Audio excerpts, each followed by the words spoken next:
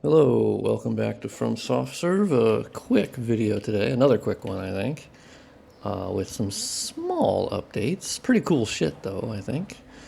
And as you might notice, Duke's Archive is looking a little different. Oh, we got Havel.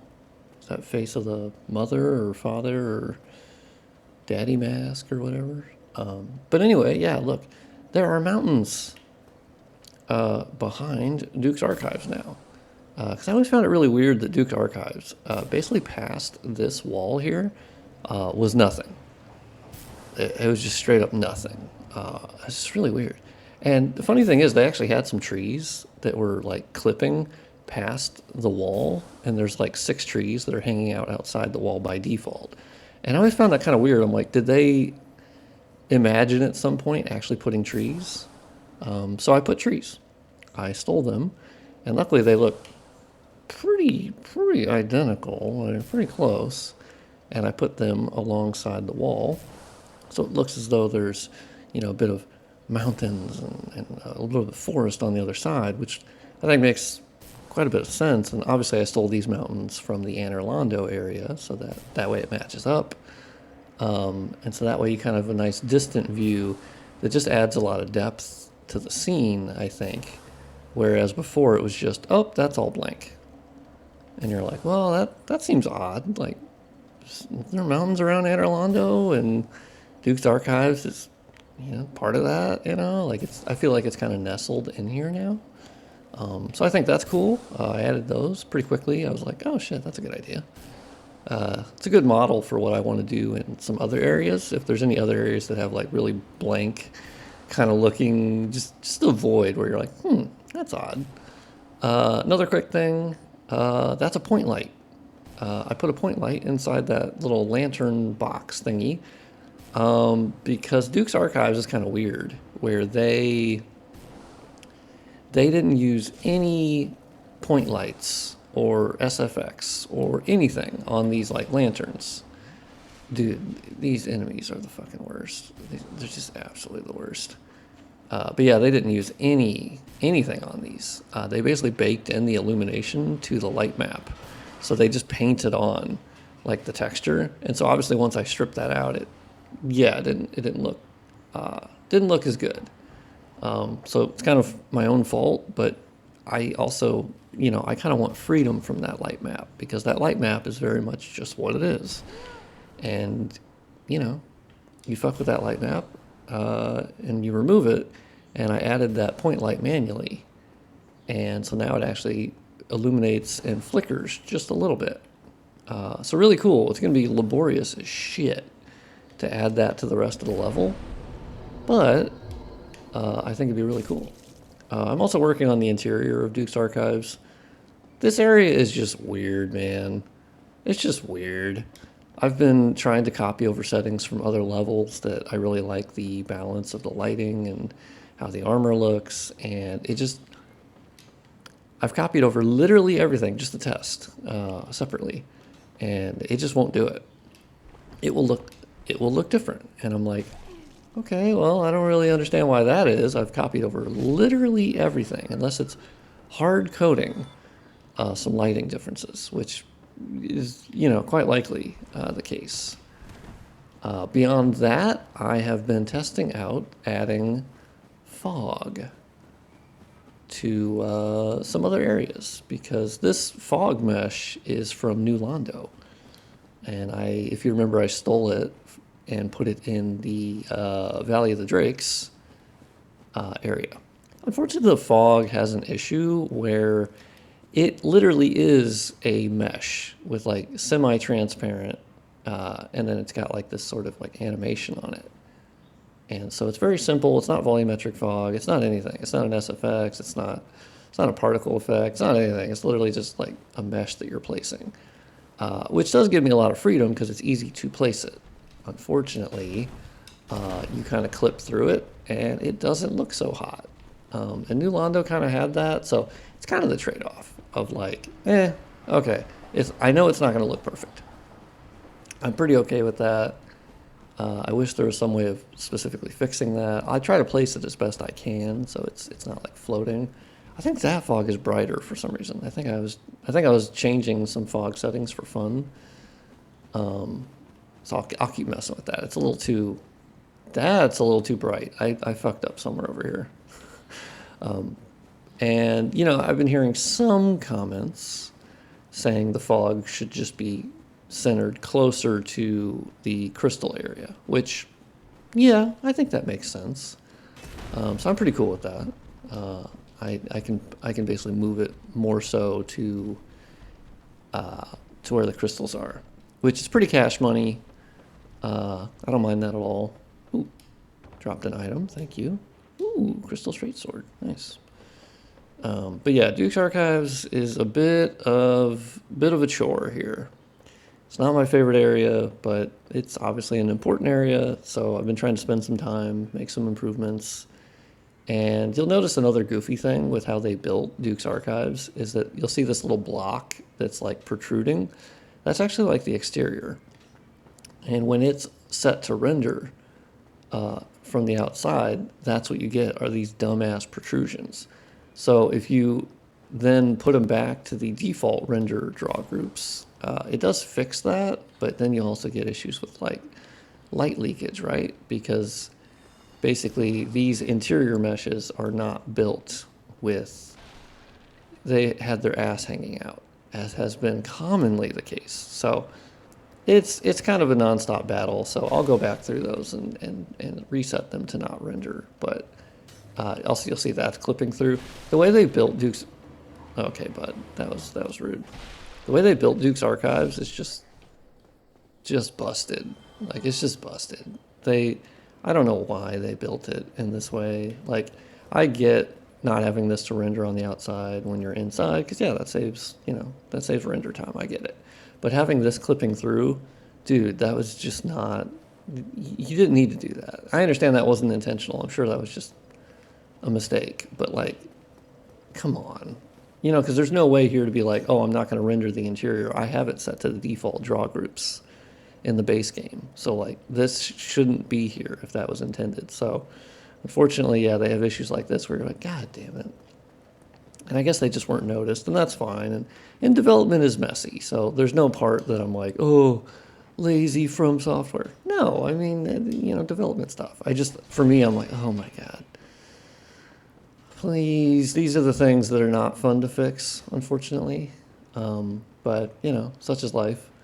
Also, I forgot that I had replaced, this tile is not the original floor here. I forgot I did that. I was like, oh shit. I might put it back to the other floor, but the other floor was ugly as fuck. I just don't think it looks good. I'd actually much prefer, let me know what you think in the comments. I might just test it just to see how bad it looks. But just for funsies, I kind of like this wood floor. I don't know, it's got a nice specularity to it. And I don't know, I might just chuck that out there. Because they use it in here. I don't know. So it's not like they were against using it. They just, oh my God, you guys are the worst, dude. Okay, you're not that hard to fight. Okay, well, I say that and then I get fucking tagged. I hate your moveset. I hate what you look like. I hate all of it. Yeah, there you go, dog. I hate the fucking guy up there. Like, I just don't like the Duke's Archives. And I guess you're meant to not like it, probably, but yeah, it's not my favorite thing. Can I slash these books? No, I cannot.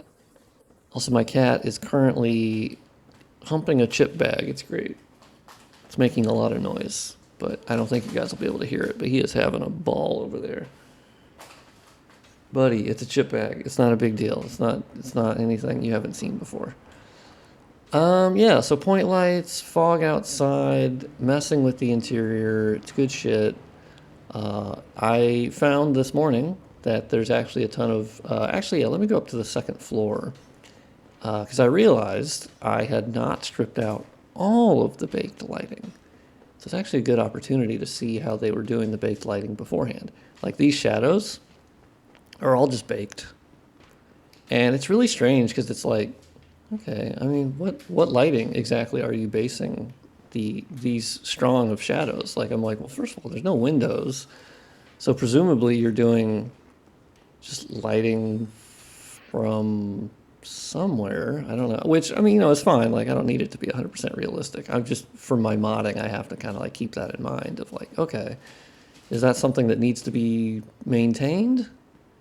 And it's like, really? But yeah, so you can see the illumination. Yeah, let me take a screenshot of this actually. Except for the block sticking out, I'll fucking fix that. But yeah, that's kind of how they painted on the illumination for them. They didn't, it's not really like super strong or anything. I guess it was meant to be more like gradual. But yeah, that's kind of what it looks like prior to stripping out the baked lighting. But I can fix it on my end by putting point lights at, oh, that's weird. Oh, did I break that? God damn it, yeah. Modding tends to break the break object pretty hardcore. Of course, it won't affect the end. Oh my god, you fucking bastard. Oh my god, my cursing in this episode is vastly higher. They're getting to me. I do not, I don't like them. Okay, before you guys shoot at me again, we're gonna take a quick trip to Firelink Shrine because the thing I'm sort of learning is that the fog I'm adding from like New Londo honestly could be added elsewhere. Now this is actually something I was trying to test. You know, the fog that is here. The fog that's here in Firelink Shrine is actually an SFX. And it's actually really cool. This is the fog I want to use. Unfortunately, I have not been able to replicate this SFX on other levels. It's odd. I don't fully know why, but this is actually the fog I want because it sort of like generates and it has an animation and it doesn't have those nasty clipping issues. And I'm assuming it's also vastly more expensive. If I were to spread this to many other areas, but I think it looks the best. So I'm going to look into that today actually a little bit because I tried it earlier and it just didn't show up. So I might be missing some characteristic of it of why it wouldn't show up, but you know, such is life. Also, the town still looks fucked up, but you know, don't look at that. Don't worry about that. I was testing adding New Londo fog to the graveyard, just as like it was late at night, and I was like, you know what? I'll check it out. How bad does it look? And it has the ability to actually look quite good, but unfortunately, you once again run into these like clipping issues where I have it set to be too high, and it's really uneven terrain, so it's actually quite difficult to place correctly, right? Without it looking like ass. And that's where the SFX comes into play. If I can figure out how to do that effectively, then that's going to be the ticket, right? But this is definitely a cheap method of fog because it's literally just a flat, you know, mesh, transparent texture, and yeah, so it's super cheap to do. And so I'm assuming that's why they used it in New Londo, because they needed a lot of fog for New Londo. And there ain't no way back then they were going to do that SFX all over there. That was just not in the cards. So, I mean, as a cheap, efficient way, this is actually quite nice, and I think it has the potential for looking quite nice. I just said quite nice like 5 times in a row. Don't worry about it. Don't worry about it. And unfortunately, I tried adding this fog down to Blighttown, so it looks a little more foggy, and boy, that looked like ass. Because looking at it from right above it just makes you realize it's just a really thin, nasty layer of nothing. So it doesn't work from high elevations looking down on it. I learned that the hard way. Oh, I've been able to make that flip. But yeah, I do think like cleverly placed fog could really enhance a lot of these areas. Like for instance, what I did to Valley of the Drakes, I could easily do right in this little cavern here. Because it needs it. Like it's sort of, I feel like there would be a natural fog that sort of, you know, takes its place over here. And specifically because you're having fog here, you know, it makes a lot of sense to me. That's kind of like the biggest part of modding, I guess. Specifically like a legendary game like this. And I'm never going to get it right 100% of the time or ever, realistically. There is no right. But I do actually try to look at the environment, look what the textures are trying to communicate to me, try to look at what the SFX is communicating. So I do try to piece together like, okay, can I make an effort to make it seem like it's within their vision? Because I do think there's the argument. I was thinking about this yesterday. I think there's the argument of like, if what you did does not match what is in the 1.0 release or the current release of Prepare to Die Edition, or specifically, let's go with Prepare to Die Edition. That's more close to what like From Software doing it, right? And if it doesn't match that, then that wasn't their vision. And I'm like, that's not technically true. Technically, we know that they were rushed at the end of development. We also know there was a lot of cut map pieces. We know that there was, obviously Izalith was originally supposed to be a swamp.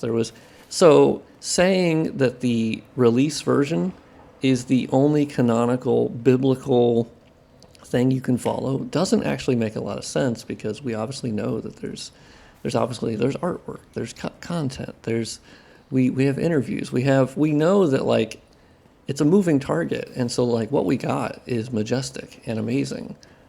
But that's also not to say that making tweaks or trying to infer to what they may have wanted to do had they not been limited by the PS3 and 360. Like, I think that's a worthwhile endeavor, and it's we'll never 100% know. Like, we're not going to have Miyazaki on a Twitch stream just going object by object and going, oh yeah, no, I agree with that, no, that's canonical, nope, that's not canonical. Like, that's also missing the point of Dark Souls. Like, that's not a thing. So random aside there. But yeah, so quick look. I'm just kind of tinkering with fog, lighting settings in Duke's Archives, point lights there. I think I actually, after this, will add fog down in that chasm, because it looked so sick nasty in Valley of the Drakes that I'm like, well, shit.